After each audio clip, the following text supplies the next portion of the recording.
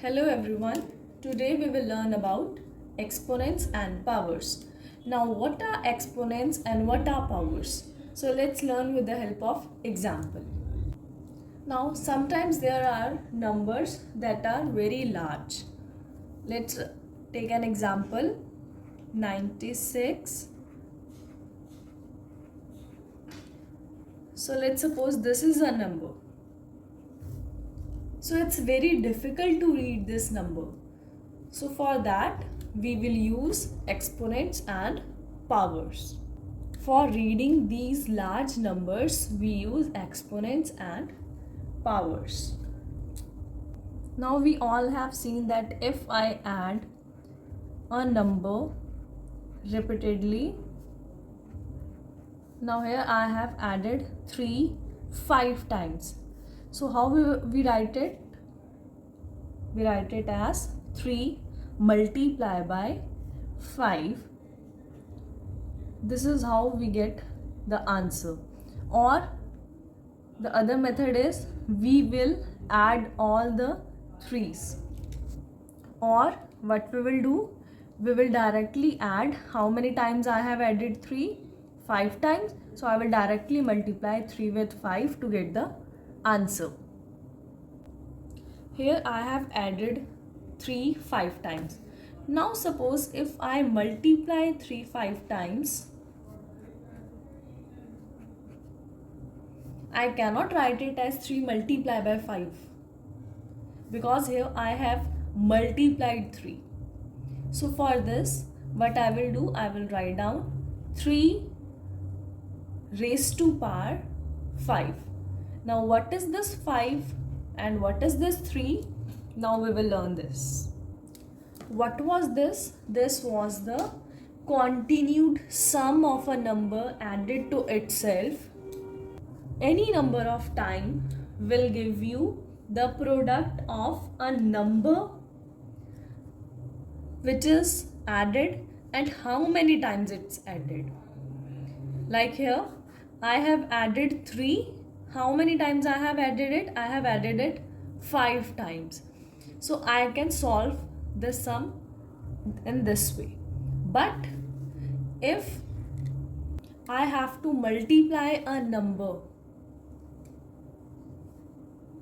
repeatedly by a same number, so how I will get the answer? A number that is multiplied raised to the power how many times it's multiplied. Here I have multiplied 3 and how many times I have multiplied it? 5 times. Now here in 3 raised to the power 5, this 3 is the base.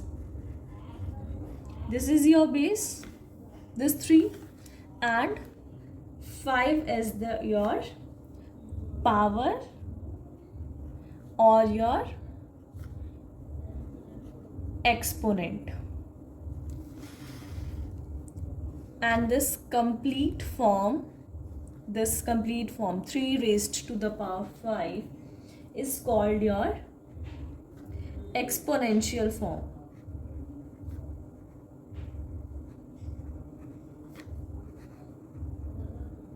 And now when I will solve this 3 raised to the power 5, that means 3 multiplied by 3 multiplied by 3 multiplied by 3 and one more time multiply by 3. That means I have multiplied 3 5 times.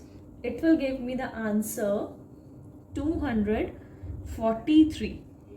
I have multiplied all the 3's, then I get 243. Now this 243 is the answer for 3 raised to the power 5. Now let's take an example. Suppose 10 raised to the power 3. So what I will do, I will multiply 10 3 times. So the answer that it will give me is 1000. Now let's evaluate a negative number. Minus 2 raised to the power 5. So here I will multiply minus 2 5 times.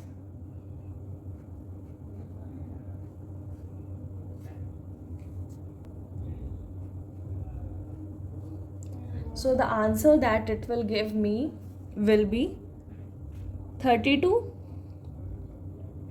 But what will be the sign? Is it negative or positive? So here we will check. Minus multiplied by minus plus, again plus multiplied by minus will give us minus, then minus multiplied by minus, again plus, and now at last plus multiplied by minus will give us minus.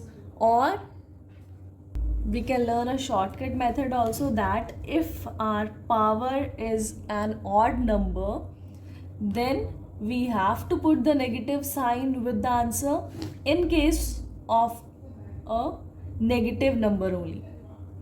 But if our power is an even number, then there will be the positive sign with the answer.